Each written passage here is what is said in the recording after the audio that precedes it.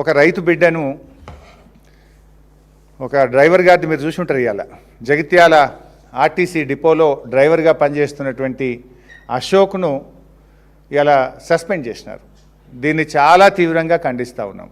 ఆయన డ్రైవర్ కావచ్చు, కానీ ఒక సాటి మనిషి. ఆయన డ్రైవర్ కావచ్చు, ఒక వ్యవసాయ కుటుంబం నుంచి వచ్చినటువంటి బిడ్డ. ఒక వ్యవసాయ కుటుంబం నుంచి వచ్చినటువంటి బిడ్డగా ఇవాళ రాష్ట్రంలో రైతులు బాధపడుతున్నటువంటి విషయాన్ని దృష్టిలో పెట్టుకొని ఆయన ఒక మాట మాట్లాడినారు. కాంగ్రెస్ నాయకులు పెట్రోల్ డీజిల్ మీద ధర్నా చేస్తున్నారు. అక్కడ పెట్రోల్ డీజిల్ మీద ధర్నా చేస్తూ ఉంటే అటువైపుగా బస్సు నడుపుతూ వెళ్ళినటువంటి డ్రైవర్ అశోక్ గారు ఆయన ప్రజా సమస్యల మీద స్పందించిండు. ఈ ధర్నా బాగానే చేస్తున్నారు, కానీ గా వడ్లు కొనుండ్రి, మక్కలు కొనుండ్రి, రైతులు ఆగమవుతున్నారు అని చెప్పి ఒక సాటి మనిషిగా స్పందించాడు. ఒక రైతు కుటుంబం నుంచి వచ్చిన బిడ్డగా, రైతు కష్టాలు తెలిసిన వ్యక్తిగా వడ్లు కొనుండ్రి, మక్కలు కొనుండ్రి అని చెప్పుడు తప్ప,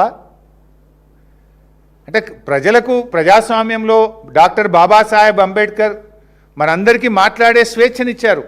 తమ అభిప్రాయాన్ని వ్యక్తం చేయగలిగే, వ్యక్తీకరణ చేసేటువంటి హక్కును భారత రాజ్యాంగం మనకు కల్పించింది.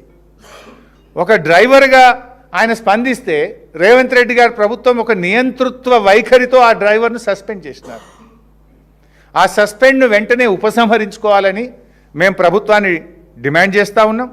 మీరే చెప్పిండ్రు, మేము 6 గ్యారంటీలే కాదు, ప్రశ్నించే గ్యారంటీ 7వ గ్యారంటీగా మేము అమలు చేస్తాము, ప్రజాస్వామ్యాన్ని ప్రశ్నించే హక్కును కల్పిస్తామని చెప్పి మీ 6 గ్యారంటీలతో పాటు 7వ గ్యారంటీని మీరే ఇచ్చారు.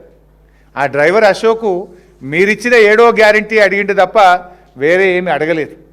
సో వెంటనే ఆ డ్రైవర్ గారి మీద, అశోక్ గారి మీద పెట్టిన సస్పెన్షన్ను ఎత్తివేయాలని చెప్పి మేము కోరుతా ఉన్నాం. ఆయన ఏ రాజకీయ పార్టీకి సంబంధించిన వ్యక్తి కాదు, ఆయన బీఆర్ఎస్ కాదు, బీజేపీ కాదు, కాంగ్రెస్ కాదు.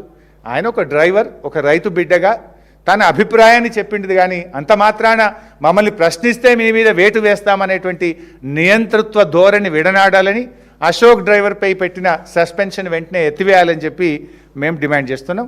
ఒకవేళ ప్రభుత్వం దిగి రాకపోతే అశోక్ కుటుంబానికి బీఆర్ఎస్ పార్టీ అండగా ఉంటుంది. న్యాయ పోరాటానికైనా, ప్రత్యక్ష పోరాటానికైనా బీఆర్ఎస్ ఆయనకు న్యాయం జరిగేదాకా ఆయన వెంట ఉండి పోరాటం చేస్తుంది.